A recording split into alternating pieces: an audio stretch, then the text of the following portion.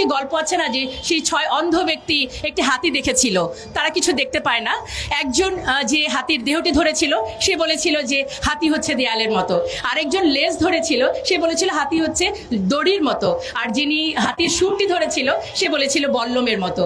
তো আমরা এখন এই প্রতিটিকে আলাদা আলাদা ব্যাখ্যা না করে আমি সামগ্রিকভাবে অন্ধ না হয়ে চোখ খুলে এই সুপারিশগুলোকে একটু একসাথে করে আপনাদের কাছে উপস্থাপন করতে চাই। প্রথমত, এটি ব্যক্তি জীবনে ব্যক্তিগত লেভেলে কি সংস্কারের কথা বলা হলো যে আমার দেহ আমার সিদ্ধান্ত, ব্যক্তি জীবন। তার মানে কি আমি যা খুশি তাই করতে পারি, আমি বিবস্ত্র হয়ে বাইরে যেতে পারি। যদি এটাকে অধিকার মনে করেন তাহলে যখন আমি হিজাব পরি তখন আমাকে পরীক্ষা কেন্দ্রে বাধ্য করা হয় নেকাব খুলতে, তখন আমার সেই অধিকারটি কোথায় গেল? এটি নিয়ে কিন্তু আমার কমিশন কিছুই বললেন না। এবং এই ব্যক্তি জীবনে স্বেচ্ছাচারিতাটাকে তৈরি করার পর তারা হাত দিলেন পারিবারিক পর্যায়ে, সমাজের সবচেয়ে ক্ষুদ্রতম ইনস্টিটিউশন। কি হলো যে মানে পুরুষকে করা হলো আমার প্রতিপক্ষ। এবং আইডিয়াটাও কিন্তু সুন্দর, পুরুষের ক্ষমতা ভাঙবো, সম অধিকার আনবো। কেন আমাদেরকে পুরুষের প্রতিপক্ষ করে দিলেন? আমরা তো ক্ষমতা ভেঙে আনতে চাই নাই, আমরা তো একে অপরের পরিপূরক ছিলাম। এবং কি হলো, বলা হলো যে মেরিটাল রেপ একটি বিষয়, যে শব্দটিকে এখন বলা হচ্ছে। এবং আমি বিনয়ের সাথে বলছি, ঘটনাটি কিন্তু সত্যি সত্যি সমাজে কোনো কোনো ক্ষেত্রে আছে। বিষয় হচ্ছে যারা এটি করছেন, যে পুরুষ এটি করছেন, তিনি কিন্তু মানসিক বিকারগ্রস্ত, তার যেমন চিকিৎসা দরকার। এবং ফিজিক্যালি অ্যাসাল্ট যখন মহিলারা হন তারা কিন্তু অবশ্যই নারী নির্যাতন মামলায় যেতেই পারেন। তাহলে ফৌজদারি মামলা কেন? একটি দাম্পত্য জীবন ধ্বংসের দিকে নেওয়ার জন্য এটা যথেষ্ট। এবার চলে আসি হচ্ছে যে শিক্ষা ব্যবস্থা। শিক্ষা ব্যবস্থার আগে আমি একটু সম্পদ নিয়ে বলতে চাই, এটিও তো পরিবারের ইস্যু। বলা হলো যে সম্পদ এখন সমান সমান পাওয়া যাবে, কত সুন্দর, নারীদের এত বড় সুযোগ পাওয়া। আমরা বলতে চাই ইসলাম আমাকে যে অধিকার দিয়েছে আপনারা তো আমাকে সেই অধিকারটিকে নিশ্চিত করতে দেন নাই।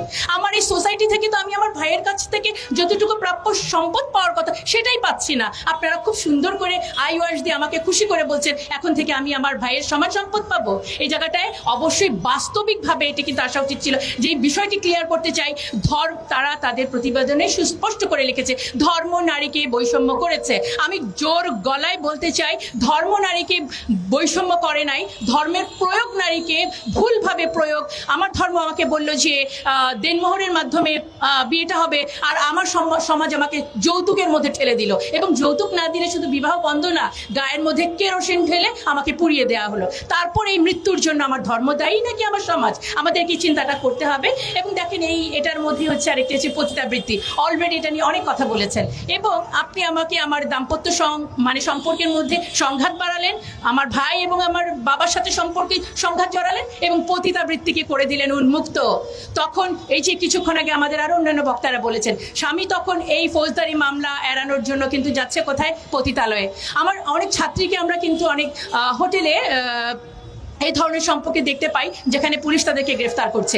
যখন পতিতাল এই বৃত্তিটিকে আপনি একটি পেশা হিসেবে দিচ্ছেন, তখন তারা পার্ট টাইম টিউশনির মতো ওখানে গেলে সমাজ ব্যবস্থা যদি ভেঙে পড়ে, এর দায় ভাইকে আপনাদের নিতে হবে না?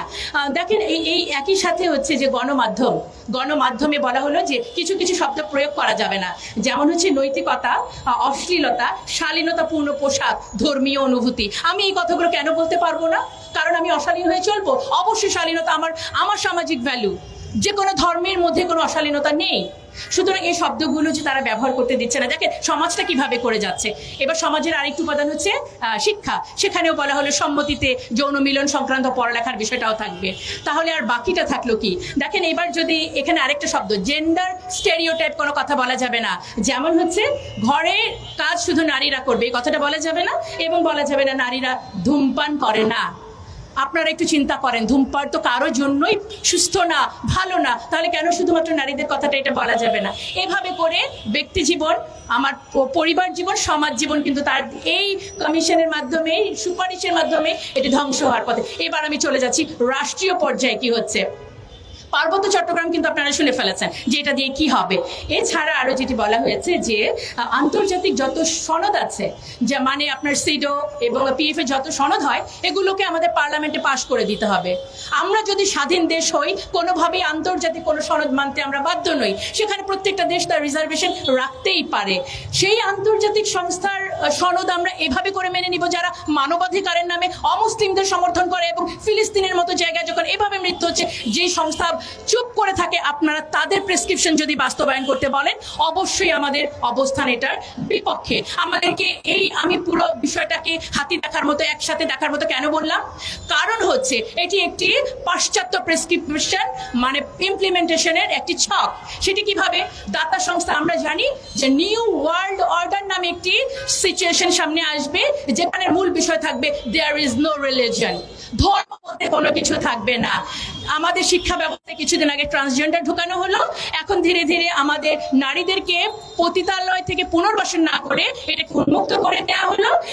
মানে সমাজ ভাঙা, রাষ্ট্র এবং পরিবার ভাঙা মিলে কি হলো, একেবারে রাষ্ট্রটাই একেবারে ধ্বংসের দিকে চলে গেল। এবং জুলাই আন্দোলনের যে ফল পাওয়ার জন্য আমরা এখানে আরো একবার দাঁড়িয়েছি, বারবার দাঁড়িয়েছি। আজকে আমরা বলতে চাই যে জুলাই আন্দোলন নারীদেরকে যে আপনারা উপেক্ষা করলেন, আমরা যে এই বৈষম্যটাকে অর্জন করার জন্য এতগুলো প্রাণ গেল, আপনারা সেটা মূল্যায়ন করলেন না। এই কমিশনের যতগুলো সুপারিশ আমাদের সামাজিক মূল্যবোধ, আমাদের ধর্মীয় মূল্যবোধ, আমাদের একটি সুস্থ সুন্দর জীবনযাপনের জন্য, নারীকে ক্ষমতায়নের নামে শুধু আপনারা প্রদর্শনীর জন্য বলেই দিয়েছেন, বিনোদনে একেবারে 50-50% তাদের প্রদর্শনী থাকতে হবে। আমরা 300 আসনকে 600 আসন করে কি লাভটা হলো? আমরা মমতাজ এবং শমিকা এসারদের মতো আরো কিছু সংখ্যক আমরা নেত্রী পাবো। বাট এটাই কি আসলে নারীর পলিটিক্যাল এম্পাওয়ারমেন্ট? আমাদের নারীদেরকে গুণগতভাবে, শিক্ষাগতভাবে, প্রযুক্তিগতভাবে উন্নয়নের দিকে নিয়ে যেতে হবে। এবং এই যে আন্তর্জাতিক যে পায়তারা, যে একটি দেশকে ধর্মর একটি ইস্যু ধরে এবং ধর্মীয় মূল্যবোধকে শেষ করে নারী পুরুষকে প্রতিপক্ষ বানিয়ে, পরিবারগুলো ভেঙে, সমাজ ভেঙে একটি রাষ্ট্রকে একেবারেই মুসলিম রাষ্ট্রগুলোকে যেভাবে করে শেষ করা হয়, আমি যে আমাদের যে বর্তমানে ডক্টর ইউনূস আমাদের অত্যন্ত শ্রদ্ধেয়, তিনি যেভাবে দেশের হালটি ধরেছেন, আমি এই মুহূর্তে মনে পড়লো যে নারীদেরকে আমরা ক্ষমতায়ন করতে চাই। গত পার্লামেন্টে আমরা কি দেখলাম? আমরা দেখলাম আমাদের প্রধানমন্ত্রী, স্পিকার সবাই নারী, কিন্তু ওনার মতো ফ্যাসিস্ট নারী নেতৃত্ব তো অনেক পুরুষের মধ্যেও নাই। তার মানে কি আপনারা বলবেন যে শুধুমাত্র নেতৃত্বে, ক্ষমতায় সংখ্যা বাড়িয়ে দিলেই নারী ক্ষমতায়ন সম্ভব? সুতরাং আমরা আমাদের উপদেষ্টা এবং এই বর্তমান প্রশাসনের কাছে বিনীতভাবে অনুরোধ করব, কমিশনের রিপোর্টগুলো সমালোচিত হয়েছে যে কারণ এটি একটি ইনক্লুসিভ কমিটি হয় নাই। 90% মুসলিমের দেশে, এখানে অবশ্যই ইসলাম সম্পর্কে বিশেষজ্ঞ কারো থাকা উচিত ছিল, এবং তারা বলেছেন এই রিপোর্টটি একটি কিছু সংখ্যক মানুষের জন্য। সুতরাং আমরা আজকে দাঁড়িয়েছি, কোনো কমিশনের রিপোর্ট শুধুমাত্র কিছু সংখ্যক মানুষের জন্য হতে পারে না।